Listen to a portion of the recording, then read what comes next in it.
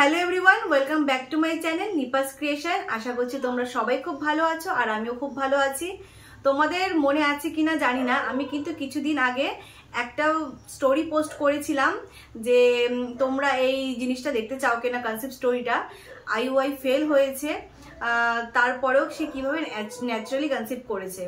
তো সেই স্টোরিটাই তোমাদের সাথে আজকে আমি শেয়ার করব যে দেখো, আইইউআই ফেল হলে পরে তারপরে যদি এজ তোমাদের 30-র উপরেও হয়ে যায়, তোমরা কিভাবে ন্যাচারালভাবে কনসেপ্ট করতে পারবে। মানে ন্যাচারালভাবে কনসেপ্ট করা যায়, ঠিক আছে, এজটা ম্যাটার করে না। যদি তোমাদের রিপোর্টস, তোমাদের সমস্ত কিছু ঠিক থাকে, তাহলে কিন্তু তোমরা ন্যাচারালি কনসেপ্ট করতে পারবে।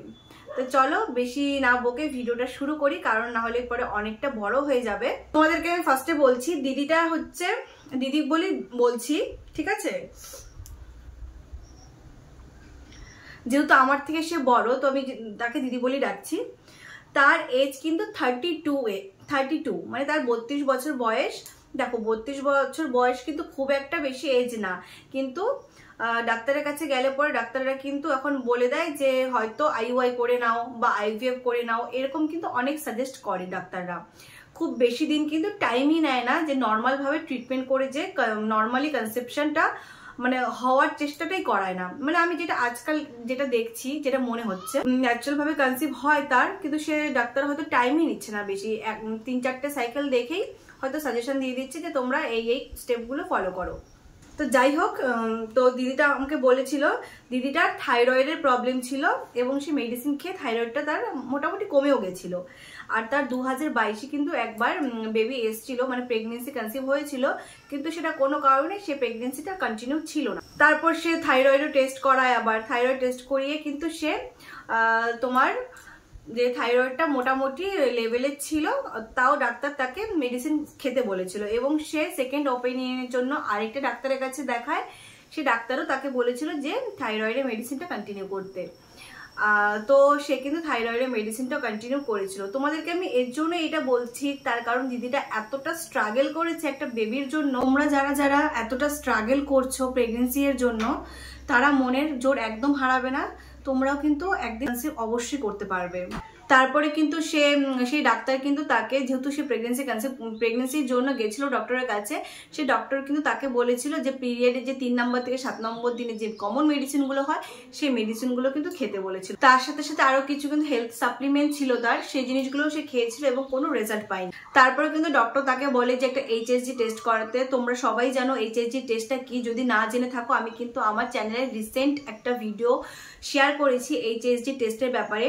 এই টেস্টটাতে তোমরা কি কি বেনিফিট পাবে, কিভাবে প্রেগনেন্সি কনসিভ হবে তাড়াতাড়ি, এইটাতে কিন্তু সমস্ত ডিটেলসে বলা আছে।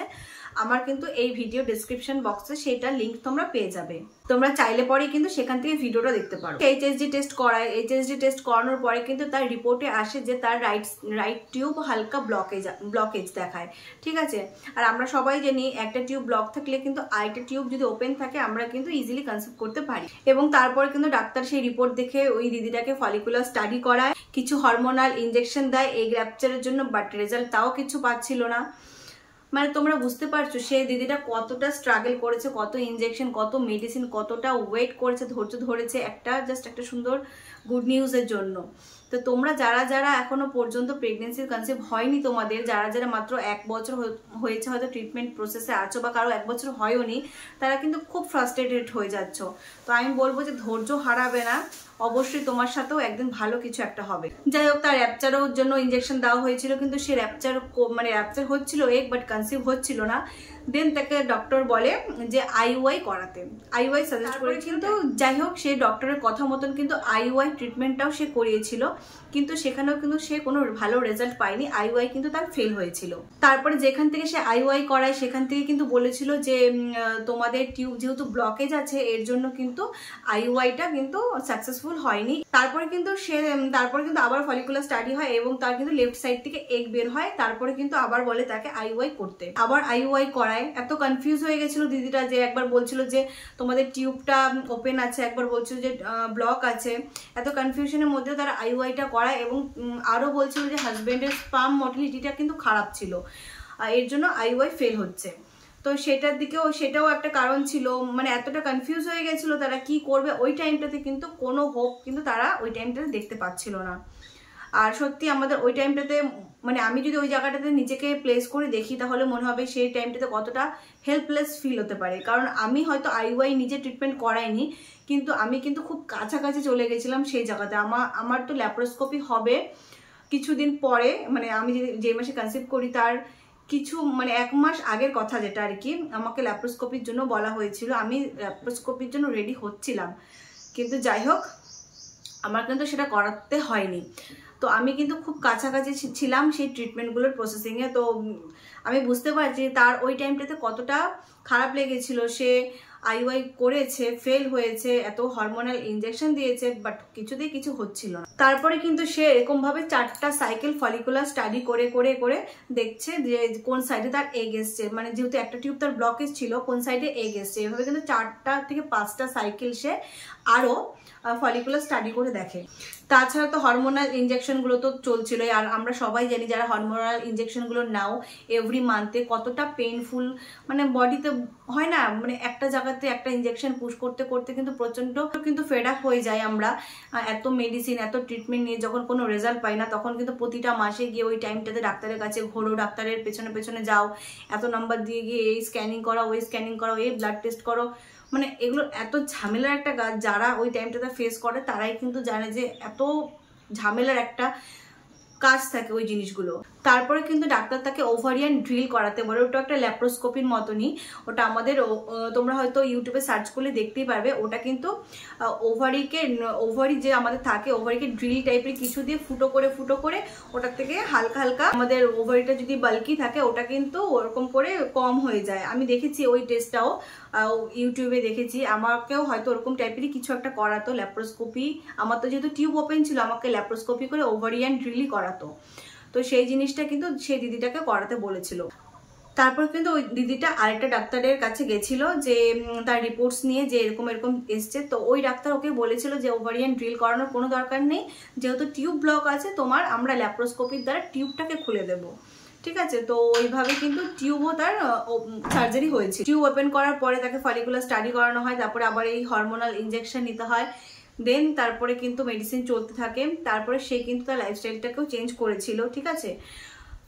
তারপরে গিয়ে কিন্তু সে একটা গুড নিউজ পেয়েছে, মানে এতটা স্ট্রাগল করে, এতটা দিন পরে ওয়েট করে, এতটা বডির উপরে এতটা কাজ করে খেটে খুঁটে কিন্তু সে একটা পজিটিভ রেজাল্ট পেয়েছে।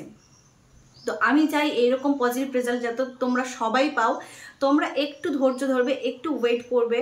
দেখো সময়ের আগে কিন্তু কখনোই কিছু পসিবল না। হয়তো দিদিটার সেই সময়টা আসছিল না, হয়তো এই সময়টাতেই তার কনসিভ করার ছিল এই মান্থে।